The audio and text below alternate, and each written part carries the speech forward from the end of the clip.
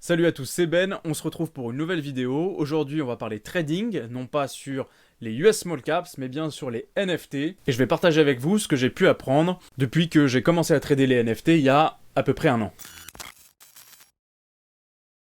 Alors, vous avez sûrement vu des gens faire des multiples sur les NFT, des x5, x10, x20, voire parfois même x100. Et vous vous demandez vous-même comment est-ce que peut-être vous pourriez gagner un peu d'argent avec les NFT. Eh bien, je risque de vous décevoir, mais je pense que vos chances de faire un x10 ou un x100 sont assez minces. Et dans cette vidéo, je ne vais pas vous expliquer comment est-ce que vous pourriez trouver une nouvelle collection qui va faire un multiple, mais plutôt comment est-ce qu'on pourrait profiter de ce que j'appelle des inefficiences sur le marché des NFT pour les trader, c'est-à-dire faire de petites transactions, pour faire du profit, mais de manière plus régulière et avec un facteur chance qui sera beaucoup plus réduit. D'abord, je pense que les gens qui vous disent qu'ils ont fait plusieurs fois des multiples ont ce qu'on appelle un biais du survivant. C'est-à-dire que vous ne voyez qu'eux et vous ne voyez pas tous ceux qui ont acheté plein de NFT, qui ont fini par valoir rien du tout et qui ont perdu tout leur argent. En plus de ça, je pense que le marché des NFT est un marché où il est très difficile de se diversifier parce que un NFT, ça coûte déjà relativement cher. Ça commence généralement aux alentours de 300 $ et ça monte jusqu'à 3000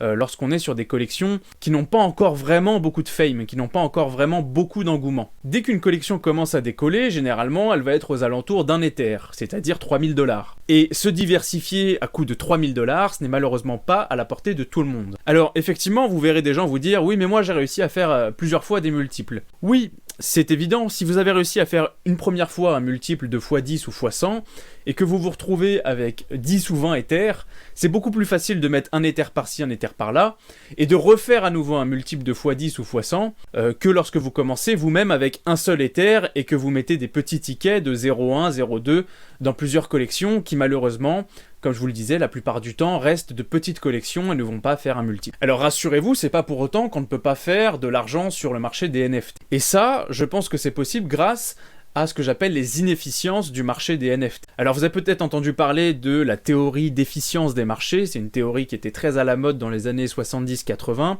qui disait qu'on ne pouvait pas faire de profit sur les marchés. Alors évidemment, c'est faux, ça a été prouvé maintes et maintes fois que cette théorie ne se vérifie pas dans la réalité, mais cette théorie est intéressante dans le sens où elle nous donne quelques bases sur ce qu'est un marché efficient et ce que pourrait être un marché du coup inefficient, et c'est là-dessus qu'on va se concentrer pour le marché des NFT. La première inefficience, selon moi, c'est qu'il n'y a pas d'acheteurs à proprement parler. On n'a pas un carnet d'ordre rempli d'acheteurs, ou du moins, vous verrez pourquoi, il est assez peu rempli. Ça s'explique parce que chaque NFT étant unique, il n'est pas possible de placer un ordre d'achat pour n'importe quel NFT d'une collection. Si vous voulez placer un ordre d'achat, vous allez devoir placer un ordre d'achat pour chaque NFT de la collection. Donc lorsque la collection fait plus de 10 000 items, plus de 10 000 NFT, je vous laisse imaginer le temps que ça prend. Et quand bien même vous seriez en mesure de coder un bot pour faire ces offres à votre place, ce que j'ai fait moi-même, vous seriez confronté cette fois-ci aux limites que OpenSea c'est la plus grosse marketplace de NFT, va vous imposer. Donc en fin de compte, on se retrouve avec un tas de vendeurs, mais assez peu d'acheteurs. Et ça, les acheteurs en profitent. Ils vont donc se placer loin du prix de vente de celui des vendeurs. Ce prix-là s'appelle le floor. C'est le prix le plus bas auquel est vendu un NFT d'une collection. Donc on va souvent voir un écart de 20 à 30% entre ce floor et les ordres d'achat sur les NFT de cette collection. Et cet écart, c'est quand même un profit qui est assez conséquent, 20 à 30%, notamment sur les marchés traditionnels.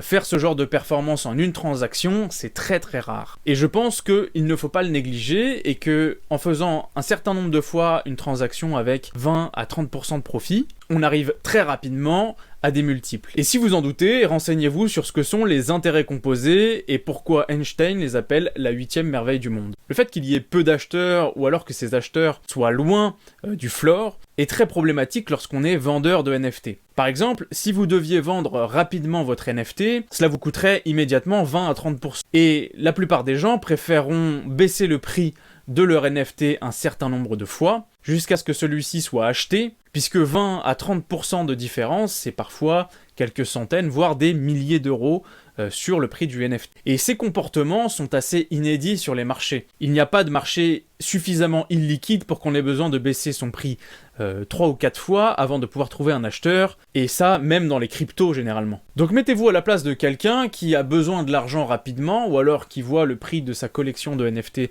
s'effondrer et qui veut en sortir le plus rapidement possible. Il baissera plusieurs fois le prix, dans l'espoir de trouver un acheteur. Et parfois, sans même savoir quelle est la valeur réelle de son NFT. Ce que j'entends par valeur réelle, c'est que, comme je vous l'ai dit plus tôt, chaque NFT est unique. Et donc certains NFT vont être plus rares que d'autres, et auront donc plus de valeur que d'autres. Et en tant que trader, c'est le genre d'opportunité qu'on aimerait saisir. On aimerait pouvoir acheter à quelqu'un qui panique, ou à quelqu'un qui veut vendre très en dessous du prix, parce qu'il a besoin d'argent rapidement. Et c'est pour ça que j'ai créé un bot Telegram, ouvert à tous, qui permet de recevoir des notifications lorsque quelqu'un va mettre en vente un NFT, selon certaines conditions. Je vous montre ça tout de suite. Alors là, je vous montre sur ordinateur, parce que mon téléphone est en train de filmer, mais la démarche est totalement la même.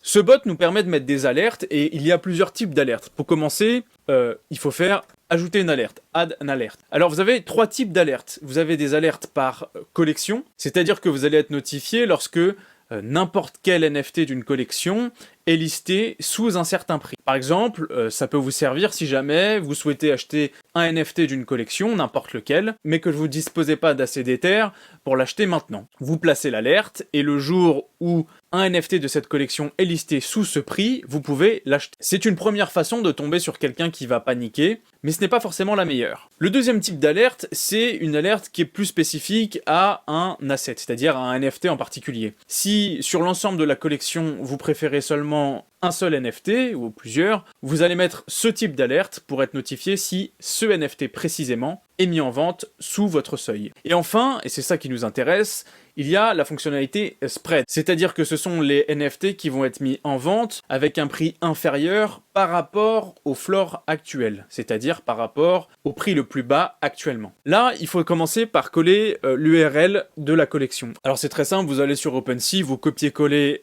directement l'URL. Vous pouvez aussi mettre l'URL d'un NFT en particulier de cette collection, ça fonctionnera aussi. Et puis, vous tapez Entrée. Là, j'ai pris les Dead Fellas qui sont très à la mode en ce moment. Là, on va vous demander le spread que vous souhaitez pour être notifié. C'est-à-dire que vous allez devoir choisir soit un montant en valeur absolue. Par exemple, j'aimerais être notifié lorsque un Dead Fellas est mis en vente 0,2 Ether en dessous du floor actuel. Ou alors, vous pouvez mettre un pourcentage. C'est pareil, j'aimerais être notifié lorsque un nouveau Dead Fellas est placé 10, 15, 20% en dessous du prix actuel du floor. Donc là, on va prendre un exemple, et moi je vous conseille de prendre des montants qui ne sont pas trop élevés. Parce que si vous prenez un écart qui est trop grand, vous allez être notifié, mais généralement vous allez avoir un bot qui va passer avant vous et qui va acheter le NFT avant vous. Il ne faut pas être trop gourmand, c'est comme en trading. Généralement, lorsque vous regardez aux alentours de 15-20%, vous allez trouver des opportunités selon que la collection est plus ou moins populaire. Le mieux, c'est d'être dans des collections qui sont moyennement populaires, pas les plus populaires, mais moyennement populaires, avec un volume qui reste relativement important. On va chercher à avoir quand même peut-être 5 à 10 transactions par jour en moyenne sur les derniers mois, de manière à pouvoir ressortir une fois qu'on aura effectué notre achat. De même, il y a aussi une contrainte qui va être au niveau du montant du NFT. Évidemment, compte tenu des frais de transaction, assurez-vous d'avoir une alerte qui vous permettra quand même de faire un profit après les frais de gaz sur la blockchain Ethereum qui sont souvent très élevés. Donc si j'en reviens à mon exemple, je rentre par exemple ici 0,2 Ethereum, de manière à être prévenu si jamais un Dead Fellas passe 0,2 Ethereum en dessous du floor actuel. Donc en gros, si quelqu'un panique et veut vendre rapidement, il va vendre beaucoup plus bas que le floor actuel, et vous recevrez instantanément une notification le jour où quelqu'un mettra en vente un NFT qui répondra à cette condition. Alors évidemment, il faut quand même être assez réactif, hein. Généralement, si vous laissez passer plus d'une demi-heure, le NFT sera parti, mais cela permet quand même de prendre des profits petit à petit, et ce, avec un risque relativement réduit comparé au fait d'acheter un NFT et d'attendre que celui-ci fasse un multiple si il en fait un jour. Je vais ajouter 2 choses. La première, c'est que je vais bientôt ajouter une fonctionnalité qui permet de mettre une alerte en fonction de la rareté, parce que vous allez souvent avoir des gens qui vont vendre un NFT rare assez proche du floor sans savoir qu'il est rare, alors que celui-ci vaut parfois 2 ou 3 fois le floor, ce qui vous permet donc encore une fois de profiter d'un arbitrage et de faire un profit relativement rapide. Également, J'ai mis ce service à disposition gratuitement pendant une semaine, mais si vous allez suivre sur Twitter les 2 comptes qui sont en description, c'est-à-dire le mien et celui du bot, et que vous venez m'écrire un petit DM, je me ferai un plaisir d'étendre votre essai gratuit d'1 mois de plus, voire plus selon mon humeur. Voilà, c'est tout pour aujourd'hui. N'hésitez pas à liker cette vidéo comme d'habitude et à vous abonner si vous voulez en apprendre plus sur le trading. N'hésitez pas à me faire des suggestions d'amélioration sur le bot, que ce soit en commentaire ou en DM sur Twitter. Et d'ici là, je vous souhaite un maximum de profit. Salut à tous.